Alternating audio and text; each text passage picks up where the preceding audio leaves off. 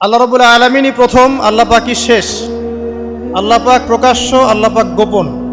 ওয়া হুয়া বিকুল্লি শাইইন আলিম। আল্লাহ পাক বলছেন তিনি প্রত্যেকটা বিষয় সম্পর্কে জ্ঞানী। সূরা হাদীদ আয়াত নাম্বার 3।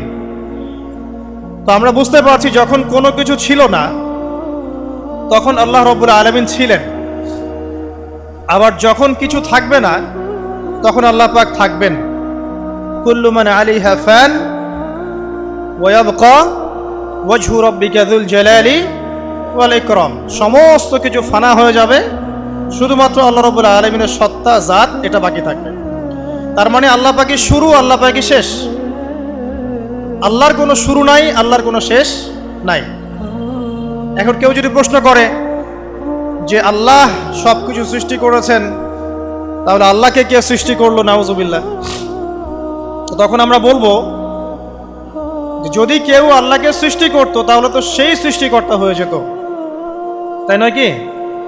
এভাবে এক এক করে যদি আমরা পিছনের দিকে যেতে থাকি তাহলে একটা পর্যায়ে গিয়ে তো আমাদেরকে থামতে হবে। আমরা যেখানে গিয়ে থামছেন সেটাই হচ্ছে আল্লাহ রাব্বুল আলামিন।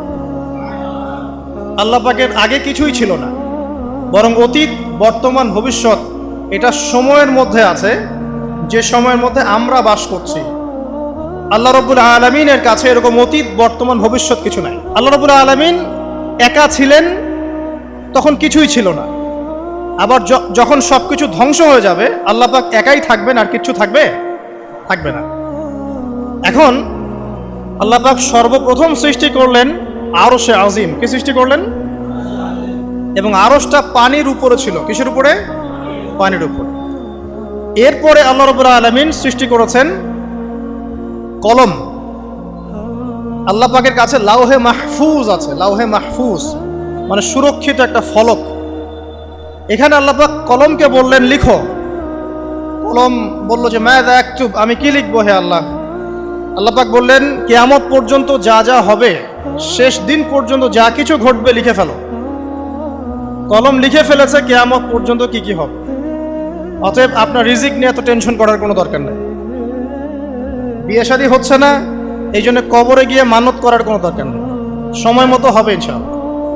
যখন রিজিক তাকদিরে লেখা আছে সময় মতো ইনশাআল্লাহ হবেই। তাকদিরের বাইরে কিছু হবে না। তো আল্লাহ পাক তাকদির লিখে ফেললেন। এমনকি লাউহে মাহফুজে কোরআনও লিপিবদ্ধ আছে। সূরা বুরুজ পড়েন নাই?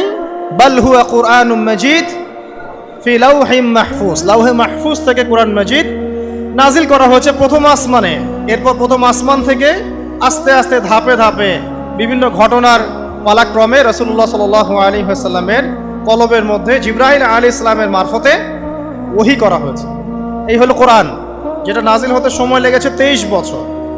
তো লাউহে মাহফুজ আল্লাহ রাব্বুল আলামিন সব লিখে ফেললেন। এভাবে 6 দিন, আল্লাহ পাকের হিসেবে 6 দিন কত লম্বা আল্লাহ ভালো জানেন। 6 দিনে আল্লাহ রাব্বুল আলামিন এরপর সৃষ্টি করলেন পুরো মহাবিশ্ব। পুরো মহাবিশ্ব বলতে আমি শুধু পৃথিবীর সৌরজগৎ বোঝাচ্ছি না।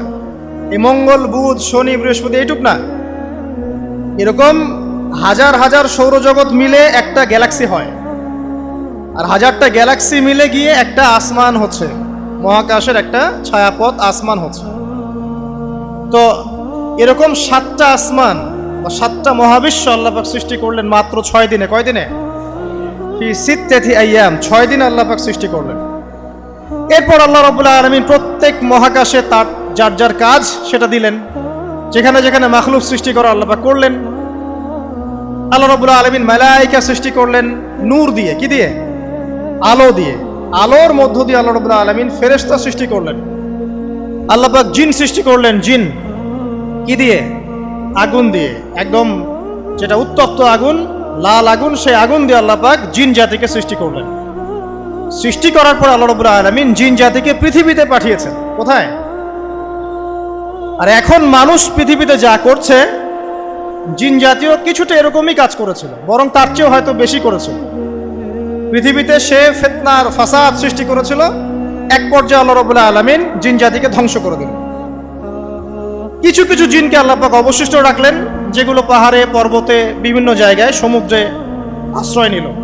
পাহাড়ি এলাকাগুলোতে জিন থাকে, গভীর সমুদ্রে জিন থাকে, জঙ্গলে জিন থাকে, এরকম কিছু জায়গা আছে এগুলোর মধ্যে জিনরা থাকে। তো ওদেরকে ডিস্টার্ব করতে গেলে সমস্যা, আপনাকে ধরে ফেলবে। আর যদি প্রতিদিন সকাল সন্ধ্যার জিকির আজগার ঠিকঠাক মতো না করেন, কোরআন তেলাওয়াত ঠিকঠাক মতো না করেন, নামাজি না হন আর পবিত্র না থাকেন, তাহলে জিন ধরার সম্ভাবনা বেশি। আর আমার মনে হয় এখনকার যে মেয়েগুলো রাস্তাঘাটে ঘোরাফেরা করে, এদের বেশিরভাগই জিন ধরা। কারণ আছে, এমনি এমনি বলি নাই। এটা আপনাকে বুঝতে হলে আল্লাহ এবং তার রাসূলের চোখ দিয়ে দেখতে হবে তো। কারণ তাদের চাল চলন স্বাভাবিক না, কিছু একটা ওদের উপর ভর করেছে।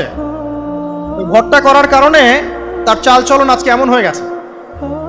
এবং বহু মেয়ের ঘটনা এমন শোনা যায় যে সরাসরি তারা জিন দ্বারা ইফেক্টেড হয়। দেখেন না, রুকিয়া করতে হয়, শরীয়ীভাবে রুকিয়া করতে হয়। তো খেয়াল রাখবেন, সকাল সন্ধ্যার জিকির আজগার ঠিক রাখবেন, কোরআন তেলাওয়াতটা ঠিক রাখবেন, নামাজি হবেন, পাক পবিত্র থাকবেন, জিন আপনাকে কোনো ক্ষতি করতে পারবেন না ইনশাআল্লাহ। জিনরা কিন্তু রাসূল সাল্লাল্লাহু আলাইহি ওয়াসাল্লামেরও ক্ষতি করার চেষ্টা করেছিল। আল্লাহ রাসূল সাল্লাল্লাহু আলাইহি ওয়াসাল্লাম ওটাকে ধরেছিলেন, ধরে মসজিদের খুঁটির সাথে বেঁধে রেখেছে। নামাজের মধ্যে জিন আমাদের নবীকে ডিস্টার্ব করেছিল, আল্লাহ রাসূল ওই জিনকে ধরেছেন, ধরে খুঁটির সাথে বেঁধে রেখেছে। তারপরে তার মনে পড়লো সুলাইমান আলাইহিস সালামের কথা। সুলাইমান আলাইহিস সালাম বলেছিল আল্লাহকে, আল্লাহ আমাকে যে ক্ষমতা তুমি দিয়েছো, আমার পরে কাউকে এই ক্ষমতা আর দিও না। আর সুলাইমান আলাইহিস সালামকে আল্লাহ পাক জিন জাতিকে অনুগত করে দিয়েছিলেন। সুলাইমান আলাইহিস সালামের নির্দেশে জিন জাতি বিভিন্ন কাজ করত, এমনকি সমুদ্রের মধ্যে ডুবুরির কাজও করত, সমুদ্রের ভিতর থেকে রত্ন বের করে নিয়ে আসতো। এগুলো কিন্তু অলিক রূপকথা নয়, সত্য ঘটনা। তখন নবী সাল্লাল্লাহু আলাইহি ওয়াসাল্লাম বললেন যে আমার ভাই সুলাইমানের কথা আমার মনে পড়ে গেল, তাই আমি জিনটাকে ছেড়ে দিলাম। তো আল্লাহ পাক জিন জাতিকে সৃষ্টি করে এই পৃথিবীতে পাঠানোর পর তারা এরকম ফিতনা এবং ফাসাদ সৃষ্টি করার পরে আল্লাহ পাক ওদেরকে ধ্বংস করে দেন। দেওয়ার পরে আরো অনেক যুগ এবং অনেক শতাব্দী কেটে যায়। কত যুগ কত শতাব্দী আল্লাহ ভালো জানেন। অনেক লম্বা সময় পরে গিয়ে আল্লাহ রাব্বুল আলামিন ফেরেশতাদেরকে ডাকেন। কাদেরকে ডাকেন? তাদেরকে ডেকে বলেন, ওয়া ইয ক্বালা রাব্বুকা লিল মালায়েকা, স্মরণ করো নবী সেই সময়ের কথা যখন তোমার রব ফেরেশতাদেরকে ডাকলেন, ডেকে বললেন, ইন্নী জাইলুন ফিল আরদি খলিফা, হে ফেরেশতা মণ্ডলী, আমি পৃথিবীতে আমার খলিফা পাঠাতে চাই। কি পাঠাতে চাই ভাই?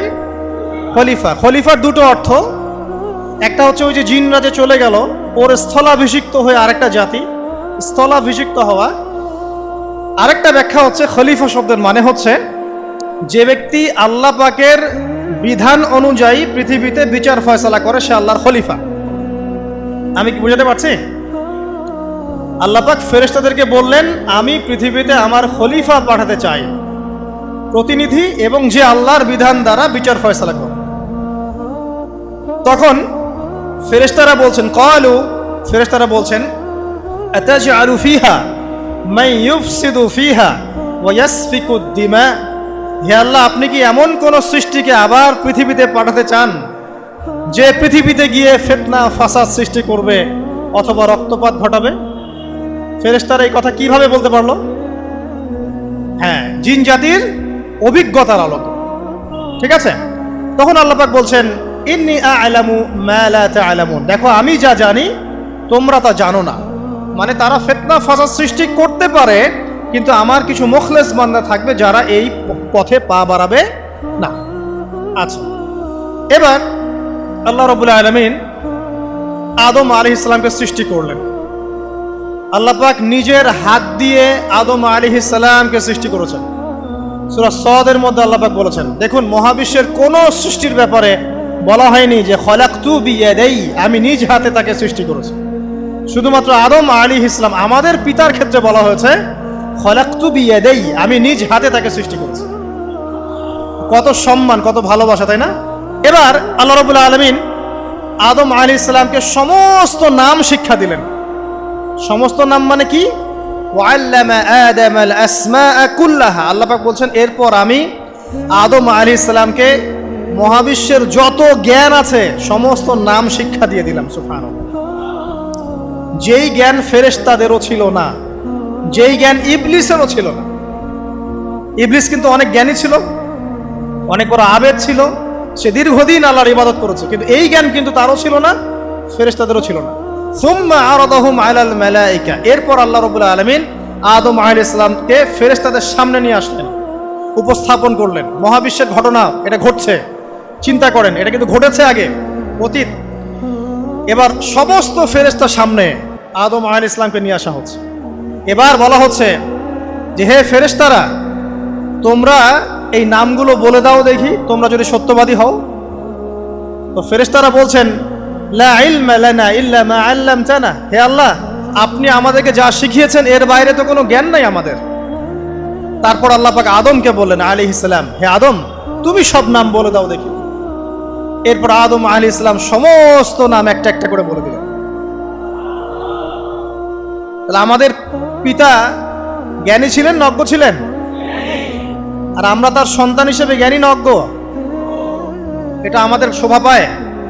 আমাদের পিতা ছিলেন মহাবিশ্বের সবচেয়ে জ্ঞানী সত্তা, আল্লাহ রাব্বুল আলামিন তাকে জ্ঞান শিক্ষা দিয়েছেন, সমস্ত জ্ঞান। তবে তার সমস্ত জ্ঞান আর এই মহাবিশ্বের সমস্ত জ্ঞান আল্লাহর জ্ঞানের তুলনায় কতটুকু জানেন? একটা সমুদ্রের মধ্য থেকে এক ফোঁটা পানি উঠালে যেমন হয়, পুরো মহাবিশ্বের জ্ঞান আল্লাহর জ্ঞানের সামনে এতটুকু। আল্লাহ পাকের জ্ঞান এত অসীম, পুরো মহাসাগরের মধ্য থেকে এক ফোঁটা পানি তুললে, ওই যে এক ফোঁটা পানি তুললেন, এটা মহাবিশ্বের জ্ঞান, আর বাকি সমস্ত পানি এটা আল্লাহ পাকের জ্ঞান। ঠিক দুনিয়ার জীবনের এক্সাম্পলটা এমনই। একটা সাগরের মধ্যে আঙ্গুল ডুবালে, আঙ্গুল উঠালে যতটুকু পানি আঙ্গুলে বেঁধে থাকে, এটা দুনিয়া। আর পুরো মহাসাগরটাই হচ্ছে কি? আখিরাত। নবীজি বলছেন সাল্লাল্লাহু আলাইহি ওয়াসাল্লাম, একটা মৃত গাধাকে দেখে বলছেন, সাহাবীরা, তোমরা কি কেউ এই গাধাটাকে 1 দিরহামের বিনিময়ে কিনবে? কান কাটা, মৃত, গলে আছে, এই গাধাটাকে কিনবা 1 দিরহাম দিয়ে? সাহাবীরা বলছেন, মাংনা দিলেও তো কিনবো না। ইয়া রাসূলুল্লাহ, যদি ফ্রিও কেউ দেয়, বিনামূল্যে দেয়, তাও তো নিব না। তখন নবী সাল্লাল্লাহু আলাইহি ওয়াসাল্লাম বলছেন, এটাই হচ্ছে আল্লাহর কাছে দুনিয়ার এক্সাম্পল। ওই মৃত গাধা তোমাদের কাছে যতটা না ইম্পর্টেন্ট, যতটুকু মূল্য রাখে, আল্লাহর কাছে এই দুনিয়া তার চেয়েও কম মূল্য রাখে। তো এই দুনিয়াতে তো সব ফয়সালা হবে না। আমরা তো হতাশ হয়ে যাই না যে দুনিয়াতে এমন কেন, এটা কেন, ওইটা কেন। দুনিয়া এটারই জায়গা, দুনিয়া সবকিছুর কনক্লুশনের জায়গা না, সবকিছুর পরিসমাপ্তির জায়গা হচ্ছে কিয়ামতের মাঠ। ওই দিন যে সফল সে সফল, যে ব্যর্থ সে ব্যর্থ। দুনিয়ার বাড়ি গাড়ি, স্ট্যাটাস, চাকরি বাকরি, ইজ্জত সম্মান, এটা সাফল্য ব্যর্থতার মানদণ্ড নয়, চূড়ান্ত মানদণ্ড নয়।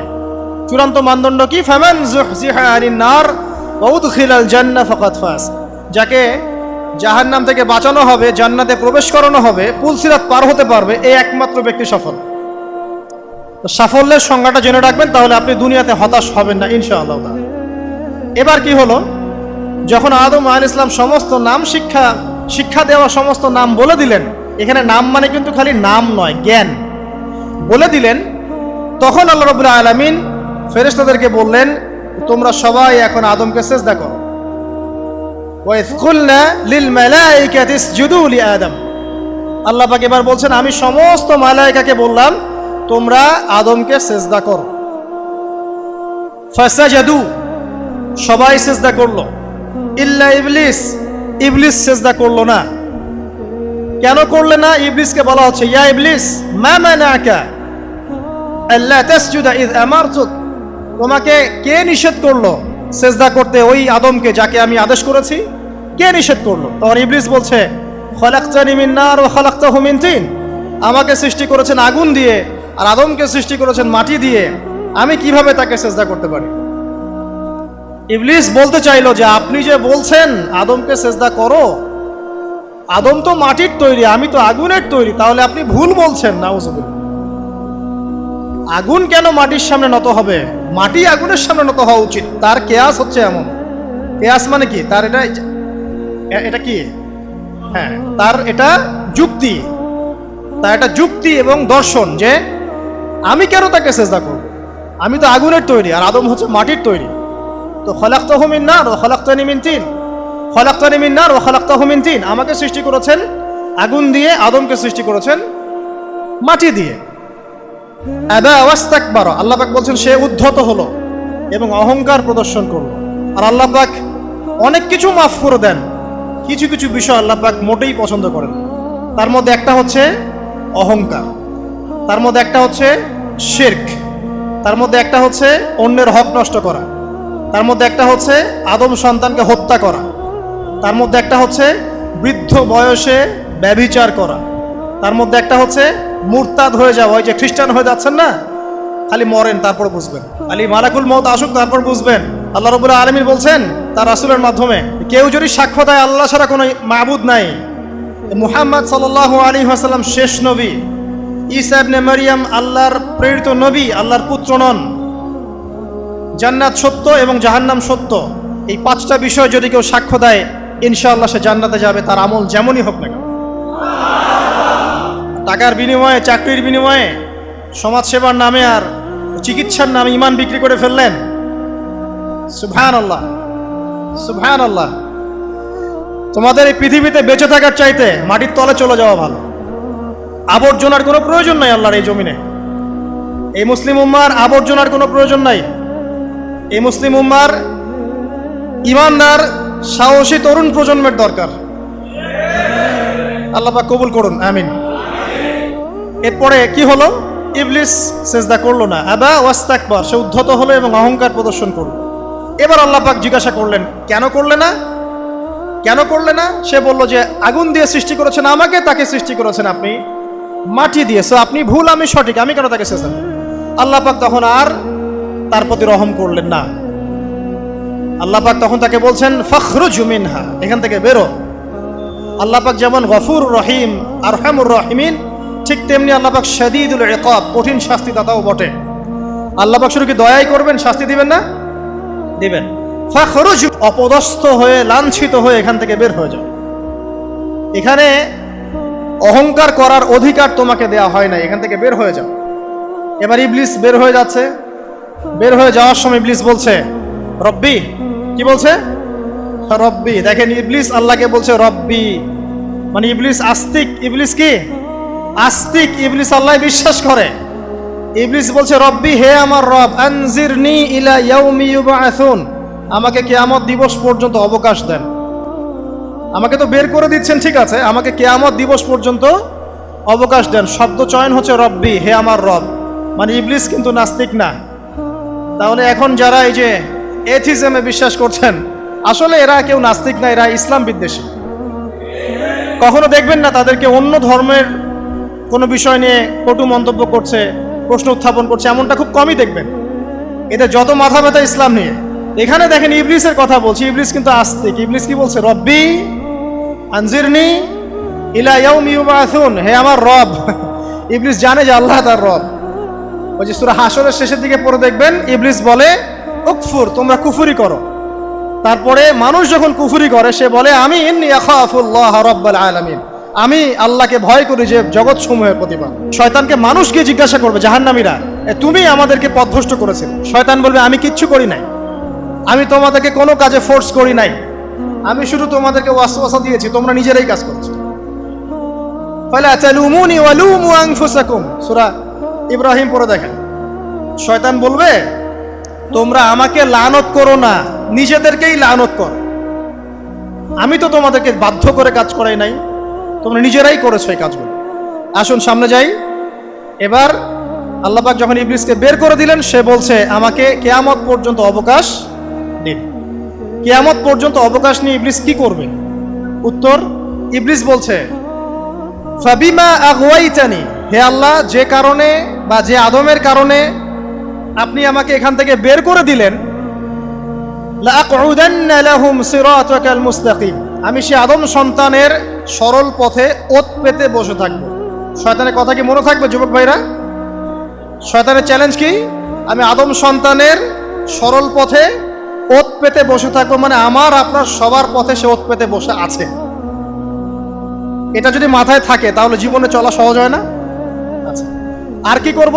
সুম্মা লাআতিয়ান্না মিন বাইনি আইদিহিম, শুধু বসেই থাকবো না, আমি আসবো তাদের সামন থেকে, ওয়া মিন খালফিহিম, তাদের পিছন থেকে, ওয়া আন আইমানিহিম, তাদের ডান দিক থেকে, ওয়া আন শামাইলিহিম, তাদের বাম দিক থেকে, ওয়ালা তাজিদু আকসারাহুম শাকিরিন, হে আল্লাহ, আপনি বেশিরভাগ আদম সন্তানকে শুকরগুজার পাবেন না।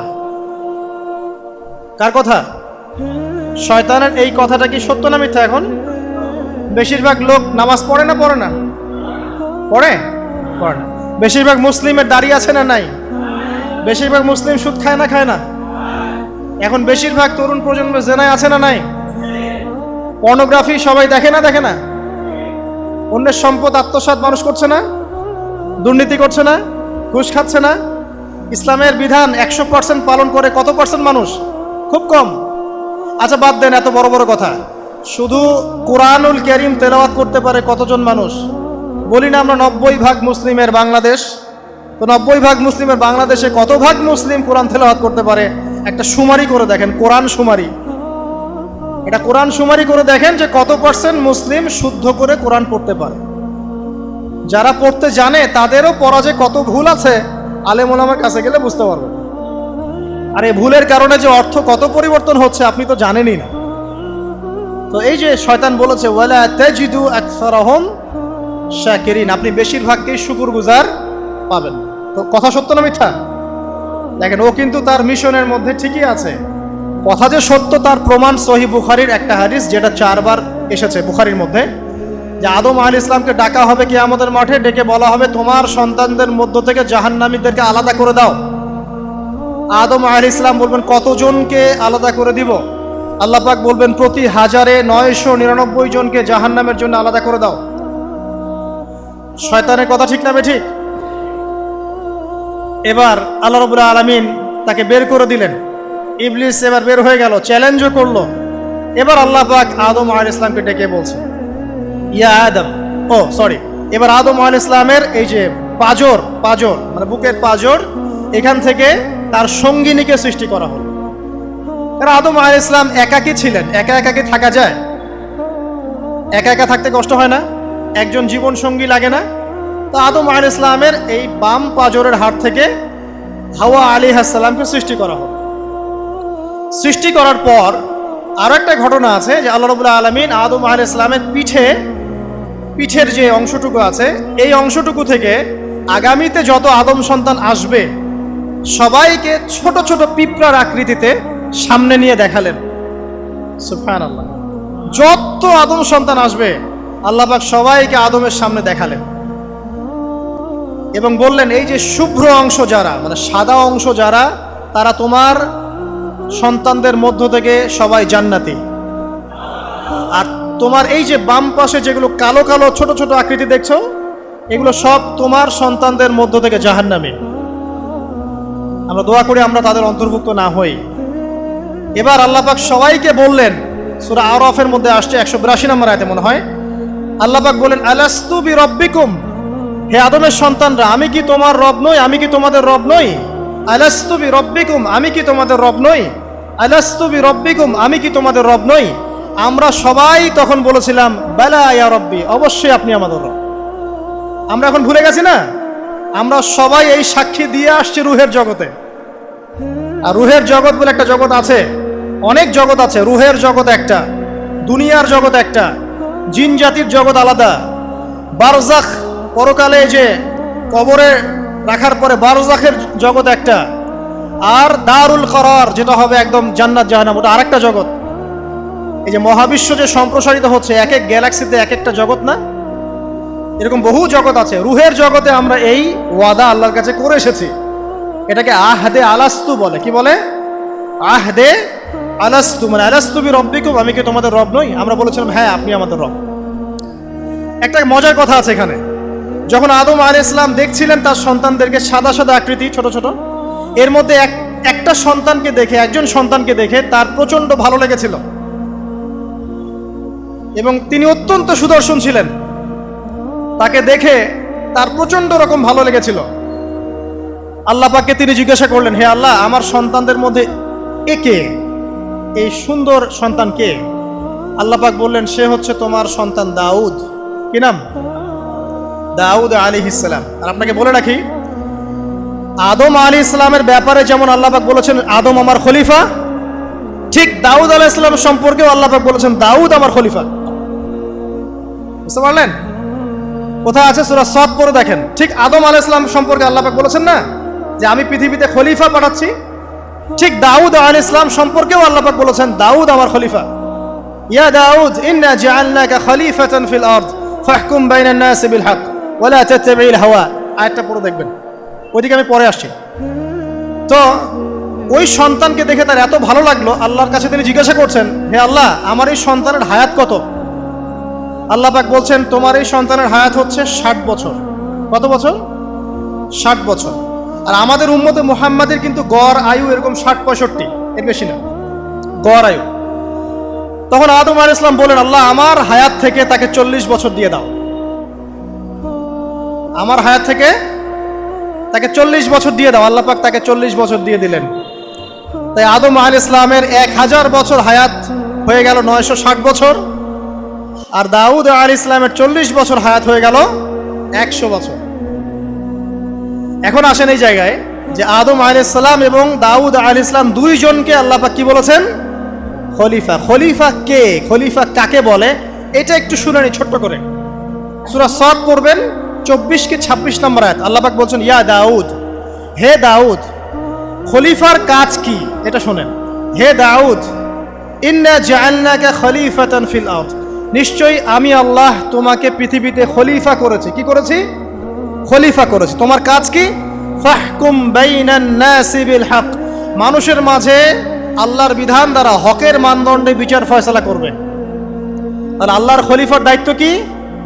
আল্লাহর বিধান দ্বারা বিচার ফয়সালা করা। ওয়ালা তাত্তাবি'ল হাওয়া, তুমি নিজের প্রবৃত্তির অনুসরণ করবে না। ফায়ুদিল্লাকা আন সাবিলিল্লাহ, তাহলে তোমাকে এটা সরল পথ থেকে বিচ্যুত করে দেবে। ইন্নাল্লাযীনা ইউদিল্লুনা আন সাবিলিল্লাহ, নিশ্চয় যারা আল্লাহর পথ থেকে বিচ্যুত হয়ে যায়, লাহুম আযাবুন শাদীদ, তাদের জন্য কঠিন শাস্তি আছে। বিমা নাসু ইয়াউমাল হিসাব, এই কারণে যে তারা হিসাবের দিনটা ভুলে গেছে। এই আয়াত থেকে খলিফার ফাংশন বুঝতে পারলেন? খলিফার ফাংশন কি? আপনি যা ইচ্ছা তাই ফয়সালা করবেন, নিজের মন গড়া যা ইচ্ছা রচনা করবেন। ফাহকুম বাইনান নাসি বিল হক, মানুষের মধ্যে হকের মানদণ্ডে বিচার ফয়সালা করো। হকটা কি জিনিস? আমার দর্শন হক, আমার ফিলোসফি হক, আমার যুক্তি, আমার বিজ্ঞান, এগুলোই হকের মানদণ্ড। হকের মানদণ্ড কি? কোথায় উত্তর আছে? কোরআনেই উত্তর আছে। কোন সূরা? সূরা কাহফ। কত নম্বর আয়াত? আয়াত নাম্বার 29। আল্লাহ পাক বলছেন, ওয়াকুলিল হাক্কু মির রাব্বিকুম, হক সেটাই যা তোমার রবের পক্ষ থেকে নাজিল। কথা কি ক্লিয়ার? হক কি জিনিস? যা তোমার রবের পক্ষ থেকে নাজিল হয়। ফামান শাআ ফালইউমিন, যার ইচ্ছা হয় সে স্বীকার করুক। ওয়ামান শাআ ফালইয়াকফুর, যার ইচ্ছা হয় সে অস্বীকার করুক। ইন্না আ'তাদনা লিযালিমিনা নারান, অস্বীকারী জালেমদের জন্য আমি আগুন প্রস্তুত করে রেখেছি। তো এখানে আপনি হকের সংজ্ঞা পেলেন এবং হকের মানদণ্ডে বিচার ফয়সালা করলে পরে খলিফা হয়। যদি আল্লাহ পাকের হকের মানদণ্ডে কেউ ফয়সালা না করে, সে আল্লাহর খলিফা নয়, সে শয়তানের খলিফা। কথা কি ক্লিয়ার? আচ্ছা, এখন যদি আপনি বাধ্য হন কোনো ক্ষেত্রে সেটা আলাদা বিষয়, বাধ্য হয়েছেন সেটা আলাদা বিষয়, কিন্তু আকীদা স্পষ্ট থাকতে হবে যে আল্লাহ রাব্বুল আলামিনের বিধান চূড়ান্ত, এর উপর কোনো বিধান নাই। এখন আপনি আদম এবং দাউদ আলাইহিস সালামের মধ্যে একটা সম্পর্ক বুঝতে পারলেন। এবার আল্লাহ পাক আদম আলাইহিস সালামকে ডাকলেন, ডেকে বলছেন, আদম এবং হাওয়া, তোমরা দুজন উসকুন আনতা ওয়া যাওজুকাল জান্নাহ, এবার তুমি আর তোমার স্ত্রী হাওয়া তোমরা জান্নাতে থাকো। ফাকুলা মিনহা রাগাদান হাইথু শি'তুমা, জান্নাতের যেখান থেকে ইচ্ছা তোমরা ফল খাও বা যা ইচ্ছা তাই করো, সবকিছু উন্মুক্ত তোমাদের জন্য জান্নাতে। একটা বিষয়, ওয়ালা তাকরাবা হাযিহিশ শাজারা, এই যে গাছটা দেখছো এই গাছের কাছেও যাবে না। এখানে শব্দ এমন না যে গাছের ফল খাবে না, শব্দ হচ্ছে এমন গাছের কাছেও যাবে না। যেমন ওয়ালা তাকরাবু জিনা, জিনা করবে না আল্লাহ পাক বলেননি, বলেছেন জিনার কাছেও যাবে না। ওয়ালা তাকরাবু মাল আল ইয়াতীম, ইয়াতীমের মাল খাবে না আল্লাহ পাক বলেন নাই, আল্লাহ বলছেন ইয়াতীমের মালের কাছেও যেও না। আমি কি বুঝাতে পারছি? এই গাছের কাছেও যেও না। এবার জান্নাতে তারা থাকতে লাগলেন। এবার ইবলিস তো আর হাল ছেড়ে দেয় নাই, সে কি বলেছিল? ডান বাম সামন পিছন সব দিক থেকে আসবে। সে এসে ওয়াসওয়াসা দেয়। কি ওয়াসওয়াসা দেয়? হে আদম, হাল আদুল্লুকা, আমি কি তোমাকে বলে দিব, আলা শাজারাতিল খুলদ ওয়া মুলকিন লা ইয়াবলা, হে আদম, আমি কি তোমাকে বলে দিব এমন একটা গাছের কথা, যেই গাছের ফল খেলে পরে তুমি চিরস্থায়ী জীবন লাভ করবে, কোনোদিন মারা যাবে না। এই চিরস্থায়িত্বের টোপ দিচ্ছে কে? এই চিরস্থায়ী ক্ষমতার টোপে মানুষ পথ হারাচ্ছে না পৃথিবীতে। ওয়া মুলকিল লা ইয়াবলা, এমন রাজত্ব পাবে যেই রাজত্ব কখনো ক্ষয় হবে না। চিরস্থায়িত্বের টোপ, রাজত্বের টোপ, এই দুটোই হচ্ছে পৃথিবীতে মানুষকে পথভ্রষ্ট করার শয়তানের অস্ত্র। কথা মনে বুঝতে পারেন না? আমার মাথার উপর দিয়ে আছে, বুঝতে পারবেন ইনশাআল্লাহ। তো টোপ দিচ্ছে দুইটা, হাল আদুল্লুকা আলা শাজারাতিল খুলদ ওয়া মুলকিল লা ইয়াবলা। করতে করতে করতে করতে একদিন সত্যি সত্যি আমাদের পিতামাতা সেই গাছের কাছে চলে গেলেন। যখনই চলে গেলেন, ফালাম্মা যাকা শাজারা, যখন তারা গাছের কাছে চলে গেলেন, বাদাত লাহুমা সাওআতিহিমা, তাদের পরনে যে জান্নাতি কাপড় ছিল ধাপাস করে খুলে পড়ে গেল। ইন্না লিল্লাহি ওয়া ইন্না ইলাইহি রাজিউন। আমাদের পিতামাতাকে পুরো মহাবিশ্বে ফেরেশতাদের সামনে জান্নাতে নগ্ন করে দিল ইবলিস। আমি মনে বুঝাতে ব্যর্থ হচ্ছে। আমাদের পিতামাতাকে জান্নাতে ফেরেশতাদের সামনে, সবার সামনে নগ্ন করে কাপড় খুলে ফেললো কে? ইবলিস। তো এখন যে কাপড় খোলার সংস্কৃতি চলছে, কারা এরা? ওরা জিন শয়তান, এগুলো মানুষ শয়তান। শয়তান দুই প্রকার, মিনাল জিন্নাতি ওয়ান নাস, জিন শয়তান আর মানুষ শয়তান। ওই জিন শয়তান এদেরকে ওয়াসওয়াসা দিয়ে দিয়ে নগ্ন করেছে। এরা এখন নগ্নতার আন্দোলন শুরু করেছে, এবং আমি জানি কয়দিন পরে এটা বিকিনি পরেও ঘুরবে। অবাক হচ্ছেন? কিয়ামতের আলামতের মতো অন্যতম হচ্ছে মানুষ রাস্তার ধারে ধারে জেনা করবে, রাস্তার মোড়ে মোড়ে জেনা হবে। তখনকার সবচেয়ে ভালো মানুষ হবে সেই ব্যক্তি যে গিয়ে বলবে যে বাবা তোমরা জেনা করছো করছো, এই দেয়ালের পিছনে গিয়ে করতে পারলা না। সে হবে সবচেয়ে ভালো মানুষ। এই যে কাপড় খোলার সংস্কৃতি শুরু হয়েছে, এটা কার সংস্কৃতি? বাদাত লাহুমা সাওআতিহিমা। আল্লাহ পাক আরো বলছেন, ইয়া বানি আদম, হে আদম সন্তান, লা ইয়াফতিনান্নাকুমুশ শাইতান, শয়তান যেন তোমাদেরকে ফিতনায় ফেলতে না পারে। কামা আখরাজা আবাওয়াইকুম মিনাল জান্নাহ, ঠিক যেভাবে শয়তান তোমাদের পিতামাতাকে জান্নাত থেকে বের করে দিয়েছিল। আর কি করেছিল? কামা আখরাজা আবাওয়াইকুম মিনাল জান্নাহ ইয়ানজিউ আনহুমা লিবাসাহুমা, শয়তান তোমাদের পিতামাতার লেবাস পোশাক খুলে ফেলেছিল। ঠিক এভাবেই যেন পৃথিবীতে শয়তান তোমাদেরকে ফিতনায় ফেলতে না পারে, আল্লাহ পাক সতর্ক করছেন। এখন কি বুঝতে পারছেন? এই নগ্নতার যে 6 লাভ, নগ্নতা, অশ্লীলতা, পর্নোগ্রাফি, বেহায়াপনা, ফ্রি মিক্সিং, নারীদেরকে নগ্ন করে রাস্তায় বের করে নিয়ে আসা, এগুলো কার এজেন্ডা? শয়তানের এজেন্ডা। এর উপর কোনো কথা নাই, কারণ কোরআনের উপর কোনো সত্য নাই। এগুলোর উপরে কোনো কথা হবে না, বিকজ কোরআনের উপর কোনো সত্য নাই। আছে? নাই। কোরআনে আল্লাহ পাক বলেছেন যে শয়তান ফিতনায় ফেলেছিল, ইয়ানজিউ আনহুমা লিবাসাহুমা, শয়তান তোমাদের পিতামাতার লেবাস খুলে ফেলে দিয়েছিল। ওয়া তাফিকা ইয়াখতিফানি আলাইহিমা মিন ওয়ারাকিল জান্নাহ, তখন আমাদের পিতামাতা জান্নাতের গাছের যে এই যে পাতাগুলো আছে এগুলো ছিঁড়ে ছিঁড়ে লজ্জাস্থান ঢাকতে লাগলেন। ইন্না লিল্লাহ। আমাদের পিতামাতার কি দুর্দশা হয়েছিল, আমাদের পিতামাতার কি দুর্দশা, কি লজ্জা হয়েছিল তখন।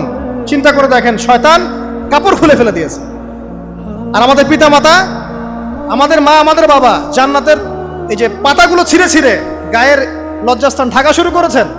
কি পরিমাণ লজ্জা চিন্তা করেন। আপনাকে যদি এখানে কেউ নগ্ন করে ফেলে এবং আপনি যদি না চান বিষয়টা, সবাই জোর করে আপনার কাপড় খুলে ফেলে, আপনার কেমন লাগবে? কেমন লাগবে? এই ঘটনা ঘটেছে মহাবিশ্বে, শয়তান ঘটিয়েছে। এরপর আল্লাহ পাক ডাকলেন, ডেকে বলছেন, ইয়া আদম, হে আদম, আলাম আনহাকুমা আন তিলকুমা শাজারা, হে আদম, আমি কি তোমাদেরকে দুজনকে নিষেধ করি নাই যে গাছের কাছে যাবে না? আমি কি তোমাদের দুইজনকে নিষেধ করি নাই যে তোমরা গাছের কাছে যাবে না? তখন আদম আলাইহিস সালাম বুঝতে পারলেন যে তারা একটা বড় ভুল করে ফেলেছে। তারপর আল্লাহ রাব্বুল আলামিন দয়া পরবশ হয়ে আদম এবং হাওয়া আলাইহিস সালামকে কালিমা শিক্ষা দিলেন, তওবার কালিমা, যেই কালিমা দিয়ে তারা তওবা করতে পারেন। সেই কালিমা হচ্ছে রব্বানা যালামনা আনফুসানা ওয়া ইল্লাম তাগফির লানা ওয়া তারহামনা লানাকুনান্না মিনাল খাসিরিন। এই দোয়া শিখে নিয়ে আদম এবং হাওয়া আলাইহিস সালাম তওবা করলেন। আল্লাহ পাক তাদের তওবা কবুল করে মাফ করে দিলেন। কিন্তু জান্নাতে আর থাকা হলো না। আল্লাহ পাক বলেন, কুল নাহবিতু মিনহা জামিআ, এবার তোমরা সবাই মিলে এখন পৃথিবীতে নেমে যাও। আল্লাহ মাফ করে দিলেন, কিন্তু তোমরা এখন পৃথিবীতে নেমে যাও, জান্নাতে আর থাকা হবে না। খেয়াল করে দেখেন, ইবলিসও আল্লাহর আদেশ মানে নাই। আল্লাহ বলেছেন সেজদা করো, ইবলিস কিন্তু করে নাই। আবার আমাদের পিতা আদম আলাইহিস সালামকে আল্লাহ পাক বলেছেন গাছের কাছে যেও না, তারা চলে গেছেন। দুটোই কি অবাধ্যতা নয়? তাহলে ইবলিসকে চিরস্থায়ী জাহান্নামী করা হলো, আদম সন্তানকে কেন করা হলো না? উত্তর, আদম সন্তান আদম আলাইহিস সালাম তওবা করে ফিরে এসেছে, ইবলিস আসে নাই। তাই আমাদের দ্বারা পদে পদে ভুল হবেই, তওবা করে ফিরে আসলেই গুনাহ মাফ ইনশাআল্লাহ। আর যদি ইবলিসের মতো গুনার উপর গুনাহ করতেই থাকেন আর বলেন যে আমি ঠিক কাজ করছি, তাহলে ইনশাআল্লাহ ওই যে জাহান্নাম অপেক্ষা করছে। ইবলিসকে আল্লাহ পাক বললেন যে তুমি এবং তোমার অনুসারী যারাই থাকবে সবাইকে দিয়ে লাআমলাআন্না জাহান্নামা মিনকুম আজমাইন, তোমাদের সবাইকে দিয়ে আমি জাহান্নাম পরিপূর্ণ করব। নাউযুবিল্লাহ। এবার সবাই পৃথিবীতে নেমে আসলো। পৃথিবীতে এসেই কি আল্লাহ পাক ছেড়ে দিলেন? না। আল্লাহ রাব্বুল আলামিন বলছেন কুল নাহবিতু মিনহা জামিআ, তোমরা পৃথিবীতে নেমে যাও। ফাইম্মা ইয়াতিয়ান্নাকুম মিন্নি হুদান, দুনিয়াতে যাচ্ছ যাও, তবে মনে রেখো যে আমার পক্ষ থেকে তোমাদের কাছে হেদায়েতের বাণী আসবে। আমার পক্ষ থেকে তোমাদের কাছে হেদায়েতের বাণী আসবে। ফামান তাবিআ হুদায়া ফালা খাউফুন আলাইহিম ওয়ালা হুম ইয়াহজানুন, যারা আমার হেদায়েতের বাণীগুলো মেনে চলবে তাদের কোনো ভয় নাই, কোনো দুশ্চিন্তাও নাই। ওয়াল্লাযীনা কাফারু ওয়া কাযযাবু বিআয়াতিনা, কিন্তু যারা আমার আয়াতকে কুফরি করবে, মিথ্যা প্রতিপন্ন করবে, ফাউলাইকা আসহাবুন নার, তারা হবে জাহান্নামের অধিবাসী। হুম ফিহা খালিদুন, তারা সেখানে চিরস্থায়ী হবে। এই সহজ সরল জীবন দর্শন দিয়ে আল্লাহ পাক পৃথিবীতে পাঠিয়ে দিলেন। এবার শুরু হলো পৃথিবীতে পথ চলা। পৃথিবীতে পথ চলার ক্ষেত্রে অনেক কিছু সৃষ্টি করতে হলো, আবিষ্কার, কৃষিকাজ, এটা ওটা সবকিছু। আদম আলাইহিস সালামকে আল্লাহ পাক সেই জ্ঞান ওহীর মাধ্যমে শিক্ষা দিলেন। কৃষিকাজ আল্লাহ পাক শিক্ষা দিয়েছেন, চাকা সৃষ্টি করা আল্লাহ পাক শিক্ষা দিয়েছেন, বাহন সৃষ্টি করা আল্লাহ পাক শিক্ষা দিয়েছেন। যত রকম জ্ঞান আছে সমস্ত জ্ঞান এসেছে নবীদের পক্ষ থেকে। সবকিছু জ্ঞানের মূল ভিত্তি এসেছে নবীদের কাছ থেকে, আল্লাহর ওহীর কাছ থেকে। যত সভ্যতা দেখছেন বড় বড়, সমস্ত সভ্যতা শুরু হয়েছে নবী দ্বারা, এবং সভ্যতা শেষও হবে একজন নবী দ্বারা। তার নাম কি? ঈসা ইবনে মারইয়াম। আদম আলাইহিস সালাম আল্লাহর দেয়া শিক্ষায় শিক্ষিত হয়ে দুনিয়াতে চলতে লাগলেন এবং তওবা ইস্তেগফার করতে লাগলেন, কাঁদতে লাগলেন। দীর্ঘকাল তারা ক্রন্দন করেছেন। কি কারণে? ওই যে একটা ভুল তারা করে ফেলেছে। দুনিয়াতে এসে ক্রন্দন করতে আল্লাহ রাব্বুল আলামিন এক পর্যায়ে তওবা কবুল করে ফেললেন। এবার সামনে যান। তাদের সন্তান হলো হাবিল এবং কাবিল। নাম শুনেছেন? শোনেন নাই? হাবিলের কুরবানি কবুল হয়, কাবিলের কুরবানি কবুল হচ্ছে না। বিকজ কাবিল এর কুরবানির মধ্যে ইখলাস নাই। ভাইয়ের কুরবানি কেন কবুল হচ্ছে, আমারটা কেন হচ্ছে না? হিংসার বশবর্তী হয়ে কাবিল হাবিলকে হত্যা করে ফেললো। নবী পরিবারের সদস্য হয়েও কাবিল এরকম অন্যায় করে ফেলল। আর কি হলো? রাসূল সাল্লাল্লাহু আলাইহি সাল্লাম বলেছেন, পৃথিবীতে যত মানুষ অন্যায়ভাবে নিহত হবে, পৃথিবীতে যত মানুষ অন্যায়ভাবে খুন হবে, সমস্ত খুনের পাপের একটা অংশ কাবিলের আমলনামায় যুক্ত হবে। কারণ সেই প্রথম খুন চালু করেছে। এই যে আজকে গুনাহে জারিয়া চালু করছেন না, সুদী এনজিও, সুদী সমিতি, সিনেমা হল, এইটা ওইটা, মদের বার, যত গুনাহে জারিয়া চালু করছেন, মৃত্যু হবে, কবরে যাবেন ঠিকই, কিন্তু গুনাহ কমবে না ইনশাআল্লাহ। মনে করেন একজন নগ্ন ছবিতে অভিনয় করেছে, ঠিক আছে, এখন নাই পৃথিবীতে, বা কেউ অশ্লীল গান বাজনা করে দুনিয়া থেকে বিদায় নিয়েছে, দুনিয়াতে তার গান এখনো বাজছে, সে কবরে শুয়ে শুয়েই সেই গুনাহগুলো পাচ্ছে। ঠিক আপনি যদি এখন ভালো কোনো কাজ করেন, দিনই কোনো ভালো কাজ করেন, মসজিদ হোক, মাদ্রাসা হোক, ইয়েতিমখানা হোক, বিধবাদের কোনো প্রকল্প হোক, বৃদ্ধাশ্রম হোক, মানবতার কোনো কল্যাণমূলক কাজ হোক, মৃত্যুর পরেও ইনশাল্লাহ আপনি নেকি পেতে থাকবেন। সদকায়ে জারিয়া আর গুনাহে জারিয়া ভালো করে বুঝবেন। একটা গুনাহ করে মাফ নেওয়া আলাদা বিষয়, আর গুনাহ চলতে থাকাটা আর একটা বিষয়। আল্লাহ আমাদেরকে হেফাজত করুন, আমিন। নবী পরিবার এগিয়ে গেল এবং তাদের সময়ে তারা শুধু ক্রন্দন করেছেন, ইবাদত করেছেন, আল্লাহর কাছে ইস্তেগফার করেছেন এবং ওই যে জান্নাতে ফিরে যাওয়ার জন্য তারা আপ্রাণ চেষ্টা করেছে। এক পর্যায়ে আদম আলাইহিস সালামের বয়স যখন 960 বছর হলো, আল্লাহ রাব্বুল আলামিন তাকে ওফাত দিলেন, তার ইন্তেকাল হয়ে গেল। ইন্না লিল্লাহি ওয়া ইন্না ইলাইহি রাজিউন। এরপরেও নবী পরিবার চলতে লাগলো, চলতে চলতে পরবর্তীতে আসলেন নূহ আলাইহিস সালাম, তারপরে ইব্রাহিম, আদ জাতি, তারপর সামুদ, তারপরে শুআয়ব, কওমে মাদিয়ান, মূসা, দাউদ, সুলাইমান, ইসহাক, ইয়াকুব। নবী পরিবার চলতেই লাগলো। এক পর্যায়ে ঈসা আলাইহিস সালামের পরে মুহাম্মদ সাল্লাল্লাহু আলাইহি ওয়াসাল্লামের মধ্য দিয়ে নবীদের সিলসিলা আল্লাহ পাক শেষ করে দিলেন। এভাবেই সভ্যতা এগিয়ে গেছে, এভাবেই আমাদের পিতামাতার হাত ধরে জ্ঞান পৃথিবীতে এসেছে। এবং ওই যে শয়তানের মিথ্যা প্রলোভন, প্রতারণা, এর ফলশ্রুতিতে ওই যে আমাদের পিতামাতার গা থেকে কাপড় খুলে পড়লো, আল্লাহ পাক রাগান্বিত হয়ে সবাইকে দুনিয়াতে নামিয়ে দিলেন, ইবলিসকে চিরস্থায়ী জাহান্নামী ঘোষণা করলেন। কিন্তু আমাদের পিতামাতার ক্রন্দন, তওবা, ইস্তেগফার, আমলের বদৌলতে, আল্লাহর রহমতে আল্লাহ পাক পিতামাতাকে মাফ করে দিলেন, আলহামদুলিল্লাহ। এভাবেই মানব জাতি এগিয়ে যাচ্ছে। আজকে আমরা এই পর্যায়ে পর্যন্ত এসেছি। আদম আলাইহিস সালামের এই সংক্ষিপ্ত জীবনী থেকে আমরা কি শিখলাম? আমরা শিখলাম যে আল্লাহ রাব্বুল আলামিন অনেক ভালোবেসে, অনেক মহব্বত করে, মমতা দিয়ে, মায়া দিয়ে নিজের হাতে আমাদের পিতাকে সৃষ্টি করেছেন। এক, দুই, আমাদের পিতাকে আল্লাহ রাব্বুল আলামিন তার পক্ষ থেকে জ্ঞান শিক্ষা দিয়েছেন। এই কারণে আদম সন্তানরা জন্ম থেকেই দেখবেন কিছু না কিছু জ্ঞানী হয়েই থাকে। জ্ঞান আপনার ডিএনএর মধ্যে থাকেই। আল্লাহ রাব্বুল আলামিন আদম আলাইহিস সালামের মধ্যে রূহ ফুঁকে দিয়েছেন। আল্লাহ রাব্বুল আলামিন আদম আলাইহিস সালামকে জান্নাতে রেখেছেন।